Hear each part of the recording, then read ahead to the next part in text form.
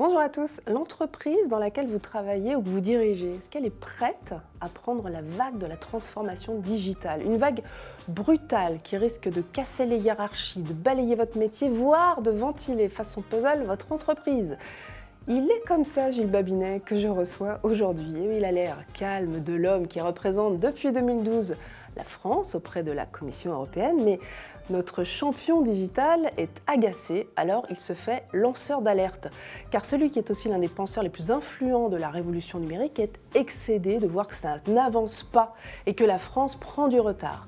En plus de ses activités de chef d'entreprise et de membre de board, il vient de publier son 3e livre sur la transformation digitale, dans lequel il annonce l'avènement des barbares, ces entreprises qui ont tout compris, notamment en adoptant de nouveaux modes de management très loin du modèle militaire, complètement dépassé, selon Gilles Babinet, en plateau avec nous maintenant.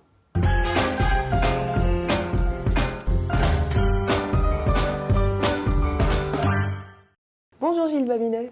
Bonjour. Soyez le bienvenu. Alors dans votre 3e livre, vous reprochez aux entreprises traditionnelles d'être attentistes, alors qu'il faudrait plutôt passer la seconde, d'après ce que j'ai compris. Dans votre 3e étude ICAC 40, qui est toute récente, vous êtes beaucoup moins alarmiste, je trouve, sur l'agilité numérique. Alors est-ce que c'est grave ou est-ce que c'est pas grave, finalement? Écoutez, non, c'est pas... De toute façon, on va vivre dans le monde dans lequel on est, mais je crois que c'est quand même une photo prise au 3e ou 4e kilomètre du marathon. C'est-à-dire que vous observez qu'il y en a... On n'en est que là, 3e oui, ou 4e oui, kilomètre. enfin tout le monde en est un peu là. C'est-à-dire que c'est le tout début de la révolution digitale. Et vous notez que certains se mettent à bien courir et d'autres sont déjà un peu en retard. Donc d'un point de vue relatif, il se passe des choses. Dans l'absolu, il y a beaucoup de choses encore qui vont se passer. Alors pour ce livre, le 3e, qui donc été édité aussi aux éditions Le Passeur, on va le montrer à l'écran, vous avez compilé des notes issues de 120 entretiens que vous avez eus avec les chefs d'entreprise du monde entier, notamment dans les GAFA, les Natu, les Batix, que vous appelez l'avant-garde des barbares. Alors qu'est-ce que, si on s'attarde un peu sur ce mot, c'est barbare. À l'écran, on va voir le déroulé des sigles. Vous dites que ce sont des plateformes d'intelligence collective. Concrètement, qu'est-ce que ça veut dire ?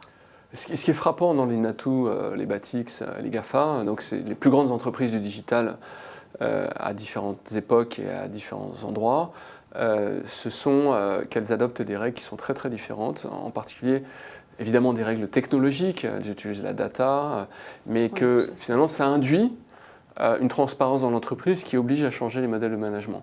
C'est assez naturel et je pense que toutes ont adopté ces modèles en conséquence des technologies qu'elles utilisent. Donc il y a moins de hiérarchie, il y en a beaucoup moins, il y a beaucoup plus de projets. La plupart des entreprises sont organisées autour de produits et donc ces produits induisent des projets et ces projets sont extrêmement efficaces parce que vous pensez plus d'une façon en rupture que d'une façon incrémentale. Vous êtes capable de penser ce qu'on dit en anglais out of the box, c'est-à-dire complètement différemment de ce que vous faites dans une entreprise traditionnelle. Mais si on revient sur la notion de plateforme, est-ce que vous pouvez nous expliquer la différence, enfin la particularité? C'est quoi? C'est finalement, on ne produit plus, on ne fait que mettre en relation? Oui, la plateforme, elle est basée sur la donnée, et elle optimise les relations avec les écosystèmes externes de l'entreprise, mais aussi avec ses collaborateurs en interne. Donc les clients, les donneurs d'ordre, je ne sais quoi, plus les collaborateurs. Voilà. Le coût de l'administration de la donnée, je crois que ça illustre bien ça, a baissé d'un facteur 70 000 en l'espace de 15 ans. 70 000. Donc il y a 15 ans, ça coûtait tellement cher, et il y a 15 ans, c'était hier, que vous alliez limiter l'utilisation de la donnée dans les entreprises. Aujourd'hui, ça coûte pratiquement rien, et donc vous avez une capacité d'exposer la donnée, de la partager entre vos collaborateurs et vos partenaires, qui est incomparable à ce qu'elle était auparavant. Et ça induit objectivement une rupture de paradigme très très forte au sein des modèles de management des entreprises. Alors je vous ferai un petit exercice que vous avez fait dans le livre. En quoi Tesla, par exemple, la boîte d'Elon Musk, est une plateforme digitale, une plateforme numérique, nouvelle formule? Je crois qu'on pourrait se dire à l'égard de Tesla, En fait, c'est probablement, et ça l'est d'ailleurs probablement un peu, un génie, Elon Musk, qui est à l'origine à la fois des systèmes de paiement, de véhicules électriques, de plateformes solaires ou encore de lanceurs spatiaux. Est-ce qu'il y a un point commun entre ça en dehors de ce génie? Moi, je pense qu'il y en a un, et c'est le modèle d'organisation de ces entreprises. C'est-à-dire que Elon Musk a très bien compris que les plateformes permettent d'introduire beaucoup plus d'innovation de rupture dans des systèmes extrêmement complexes comme les lanceurs spatiaux, et qu'il est capable d'aller beaucoup plus vite que ce qu'on appelle des technologies souveraines, c'est-à-dire des technologies de lanceurs spatiaux qui généralement appartiennent à des États parce que c'est tellement cher de financer ce type de technologie que seuls des États peuvent se le permettre et en ont nécessairement le besoin. Voilà, et ça marche dans les 4 domaines dans lesquels il s'est investi. Alors, en exemple d'entreprise agile, vous avez parlé du moteur d'avion LEAP, c'est comme ça qu'on dit? LEAP. LEAP, Le LEAP, d'accord, qui a été complètement conçu en mode coopératif, vous l'expliquez, avec 17 000 ingénieurs. Oui, Et il a été livré... avec 1 an et demi d'avance. 1 an et demi d'avance, Ouais. on a failli faire un Ouais, lapsus. un petit lapsus. Comment vous expliquez ça? Comment vous expliquez que ça En fait, marche ce qui est intéressant dans le LEAP, c'est que même si ce n'est pas l'aboutissement de la transformation digitale, il y a eu quand même un modèle de management qui a été impacté avec beaucoup plus de projets dans ce réacteur. Projet, ouais, voilà, donc des petites cellules de travail qui sont très autonomes. Ça a été compliqué à mettre en œuvre au début. C'était dans quelle boîte d'ailleurs? C'était au sein de CFM International et en particulier au sein de la partie GE de CFM. Il y a 2 partenaires, Safran et GE. C'était beaucoup plus chez GE que ça se passait. Seulement dans 2 boîtes, on est d'accord. Il n'y avait pas. Oui, je ne sais pas si c'était CFM qui est la holding, mais en tout cas chez GE, c'était très présent. Et c'est vrai que le modèle, quand vous êtes dans un modèle de conception radicale, vous voulez vraiment faire beaucoup mieux que précédemment, c'est très efficace. Mais c'est efficace en prenant des risques. Quand vous améliorez quelque chose, c'est assez facile. Vous rajoutez une vis là, vous faites un trou là, etc. Puis ça, vous ne prenez pas beaucoup de risques. Si vous voulez vraiment faire quelque chose de très différent, vous êtes obligé d'introduire de l'innovation de rupture et vous n'êtes pas sûr de réussir. Et ça, je crois que c'est le risque qui a été pris au sein du LEAP. Ça a particulièrement bien marché. Oui, la preuve, oui. Est-ce que toutes les entreprises ont intérêt à devenir des plateformes comme ça? Alors, dans votre bouquin, vous prenez l'exemple de votre dentiste, mais bon, tout le monde ne veut pas être dentiste, puis notre lectorat travaille plutôt dans des entreprises. Si je prends l'exemple d'une PME industrielle qui fabrique des freins pour l'industrie automobile, ou si je prends n'importe quelle boîte du CAC 40, est-ce que concrètement, si la boîte devient une plateforme, est-ce que je vais être plus épanouie dans mon boulot? Est-ce que la boîte va générer plus de valeur? Enfin, qu'est-ce que ça apporte? Alors, il y a pas mal d'études qui commencent à sortir, et puis moi-même, j'ai visité des entreprises à peu près partout dans le monde sur ce sujet. La première chose que ça apporte, c'est de la productivité. Et c'est indéniable. Je lisais encore une étude de l'OCDE là-dessus, qui démontre très clairement que ces entreprises sont beaucoup plus productives que les autres. Après, ça induit de la transparence. Et pour être tout à fait franc, moi, j'ai un certain nombre d'amis qui travaillent dans les grandes startups, les GAFA, entre autres aux États-Unis, ils s'y épanouissent, mais ce sont des gens qui ont des niveaux d'expertise absolument radicalement élevés. On n'a pas encore d'exemple de ce type d'organisation dans des entreprises où le niveau de compétence est beaucoup plus bas. Et lorsque vous mettez beaucoup de transparence, vous mettez aussi... vous révélez ce qui dysfonctionne de façon forte. Donc on n'est pas sûr que ça marche dans des PME françaises aujourd'hui? Moi, je pense que ça marche. Je ne sais pas quel est le niveau de frottement social ça induit. Vous avez entendu parler de ce mouvement des entreprises libérées? Oui, d'ailleurs, j'en dis pas forcément beaucoup de bien. J'ai rencontré des entreprises libérées dans le cadre de mon livre. Je ne qualifierais pas les entreprises de la Silicon Valley comme des entreprises libérées. Je les qualifierais plutôt d'entreprises autonomes. C'est-à-dire où vous avez un degré d'autonomie au sein de l'entreprise qui est très supérieur, mais vous avez beaucoup de coordination, notamment au travers des outils, l'instant messaging, les analytics, le code sharing, etc., le partage de projets. Ceci étant, ça induit quand même un grand niveau de contrôle. Alors Gilles Babinet, vous critiquez justement les organisations en modèle militaire, comme on a l'habitude d'en voir, et vous appelez un nouveau modèle de management. Vous dites que ce n'est pas optionnel. Donc ça veut dire que toutes les organisations verticalisées qu'on connaît, c'est fini pour vous? Dans 10-15 ans, c'est fini?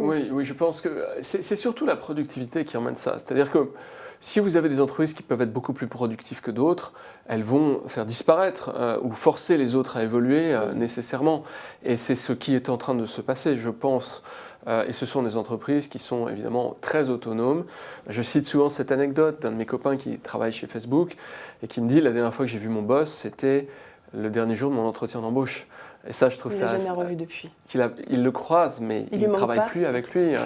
J'en sais rien, mais je trouve ça assez amusant, en tout cas. Et on voit quand même pas mal de reportages où Zuckerberg est au milieu de ses troupes. Ouais. Parce que c'est aussi un signe, dans les entreprises autonomes comme celle-ci, le boss n'a pas de bureau. Le boss peut être au milieu des équipes. Pour moi, c'est plus assez secondaire, mais c'est vrai que Mark Zuckerberg a tenu, ou plutôt Sheryl Sandberg, à symboliser dans leur architecture, leur nouvel espace, l'organisation plateforme de leur entreprise. Donc une entreprise granulaire où le niveau de transparence est total et donc ça se reflète dans l'espace architectural de Facebook. D'après vous, Gilles Babinet, quelles sont les entreprises du CAC 40, que vous critiquez beaucoup dans votre bouquin, quelles sont les entreprises qui sont en train de devenir des plateformes, qui sont en train, ou qui le sont peut-être déjà, mais ça m'étonnerait. Vous savez, c'est très difficile de parler des entreprises du CAC de façon, je dirais... Les noms, c'est ça? Mais si, on veut des noms. Non, ce que je veux dire, c'est que NJ, je vous donnais AXA, des exemples BNP. d'entreprises qui m'impressionnent beaucoup. Ouais. Schneider m'impressionne beaucoup. C'est une entreprise qu'on avait d'ailleurs distinguée il y a 2 ans. C'est une entreprise très intéressante. Pourquoi Parce que c'est une entreprise... D'abord, c'est le plus gros éditeur de software en France, il faut quand même le dire. Personne ne le sait. Et la part de soft qu'ils vendent est très importante. Et c'est une entreprise très décentralisée. D'ailleurs, je pense que c'est l'entreprise qui a le COMEX, l'organe de direction le moins français de toutes celles du CAC. Le plus voilà, donc une entreprise très décentralisée. D'accord. Mais vous avez des entreprises qui sont en devenir. Un NJ... le Orange, Société Générale, dans le monde de la banque BNP aussi. C'est des entreprises qui font des efforts importants pour essayer de se décentraliser et adopter ces codes-là. Il y a, je crois, une volonté forte d'y aller, mais une culture non moins forte de la verticalité et du command and control dans ces entreprises. Et de la résistance. Et la résistance. Et justement, quel est, pour finir, le rôle des RH dans cette transformation digitale? Est-ce que vous pensez que les DRH ont un rôle à jouer? Est-ce que vous y croyez? Parce qu'on entend dire qu'ils sont importants, mais est-ce que ça peut arriver? Historiquement, les DRH, ils ont eu plusieurs rôles. Ils ont eu répondre à la régulation, parce que la régulation est compliquée dans l'univers social. Ils ont eu aussi le rôle de faire des plans sociaux. Je veux dire, il y a beaucoup d'entreprises, je pense probablement un tiers des entreprises du CAC ont adopté des plans sociaux ces dernières années. Mais je pense que demain, les RH vont avoir un rôle absolument stratégique parce que d'abord, il va falloir former tout le personnel au digital. Il va falloir être capable de modifier les modèles hiérarchiques et faire monter les champions dans les entreprises, accompagner l'organisation cible dans ces entreprises. Puis quelque chose qu'on ne voit pas du tout encore en France, mais je pense qu'il va être un choc énorme, c'est la capacité à attirer des compétences. La guerre sur les compétences, dans moins de 5 ans, elle est globale. Elle est totalement globale. Et l'objectif des entreprises, ce n'est pas de recruter des bons, c'est de recruter vraiment des très très bons, les meilleurs, parce que ça fait une grosse différence.